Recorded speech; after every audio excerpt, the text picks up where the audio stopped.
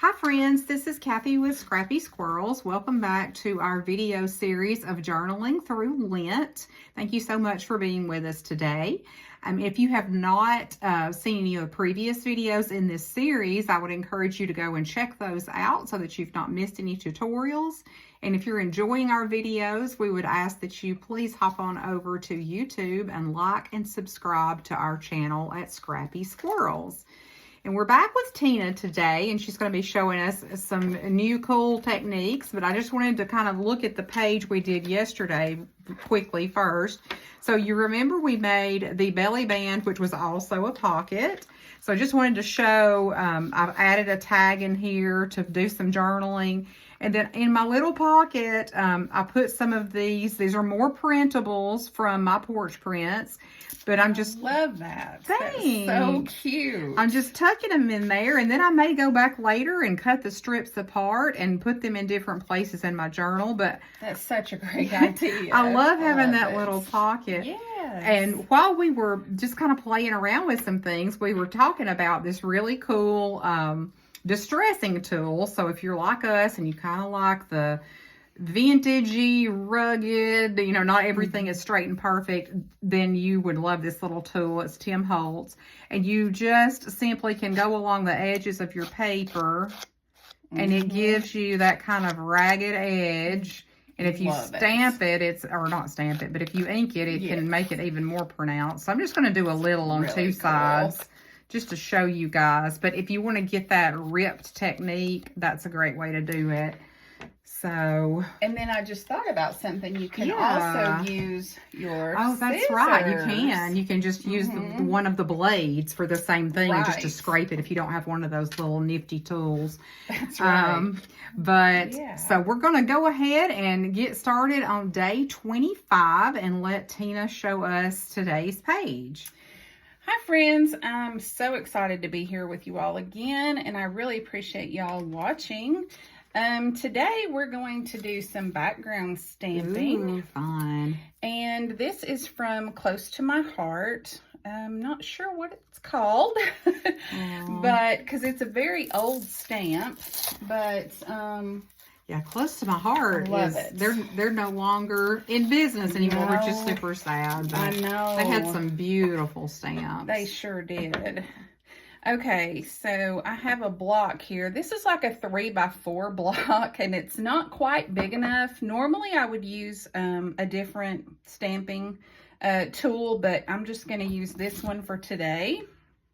And if you've ever used, you know, clear stamps, you just put the smooth side on top of the block. So you've got your embossed side up, and then you just take... I'm using archival ink. This is Distress by Ranger in Dusty Concord. Ooh, that's that pretty purple from yesterday. And am I in frame?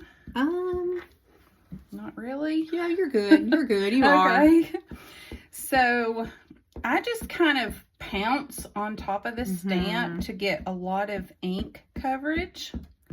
So it might take a little bit, but that is okay. It's going to be worth it. And then if it's not like perfect, that's okay too. But I am going to put a piece of foam underneath my page. Oh, that's a good idea to keep it from... So I'll have like some cushion. Yeah, that's a really good idea. Let's see. And then because she's getting very chunky, she's a chunky girl. I get these clips at the Dollar Tree. Those are the best. They really are. They come in handy. They do. She's so fat, she won't. I don't think that clip will hardly hold her. We got some ink on there, but it's that's okay. All right. Well, we're going to be putting ink on it anyway, so it's all good. And then you just kind of press, you know, and hopefully she's going to turn out. Okay. That's beautiful. See, that's what happens sometimes. So y'all learn from my mistakes. But it's okay, because it's okay that it's not perfectly even. It's kind of that distressed look. Yes. That's what we're going to say. Exactly. I love it. I love it. Oh gosh. Okay. So then I have a doily here. Ooh, pretty. This is probably from some die cut. But I actually got this in a specialty pack from Temu. And so I'm going to take, this is my idea. I'm going to take the doily and put it across the page like this. But before I do, I want to do some more stamping. Okay. So I have this stamp here, and this is from Hobby Lobby. And let's see, I think I'm going to use the bee. Oh, that'd be so cute. I just bought that stamp set this weekend. Yes, because I was like, I've got to have that. Yes, I love the it. The little bird cage is just so cute. It really is. And it was like $2.99, so yes. I mean, they're not expensive at all. And they're really, really good stamps. Let's see. All right, so I'm going to use my VersaFine Claire in Nocturne. And let's see. So this time, because it's little, I just do this. Oh, yeah. There you go. Yeah. So you don't have to pounce quite as much. Exactly. Exactly. Okay. And so I'm just going to put that bee right there. That's so cute. So, yeah. I love it. That is cute. I like the way that turned out. And then, let's see. I'm going to decorate it even further. And I have this little die cut. Ooh, I think this is from the Tim Holtz wallpaper. Yeah, that looks like Tim Holtz. Is that right? Yeah. The little die cuts that come with the wallpaper. A little lilac sprig with our bee. Yeah. I've noticed I've kind of been in a purple phase with this book the last few pages. I guess I just associate the color purple with Easter. So I do. I've noticed, I'm not usually a big purple person, but I've been pulling out the purple a lot for this book. And it's good to challenge ourselves sometimes and do something a little bit different. Exactly. So while Tina's doing that, I'll go ahead and talk about our journaling prompt for today, which was... what is a quiet moment that I've had with God today? And I'll be transparent. I don't know that I've had a quiet moment with God today, but, I do try to take a few moments, and just doing my journaling is a way that I can have a quiet moment with God, because it kind of forces me to slow down and reflect. But there are so many ways, of course, that you could have a quiet moment with God. So, Tina, what's something you like to do? Well, I love to do daily devotions. Oh, yeah. I read out of Jesus Calling. Oh, and I absolutely love that book.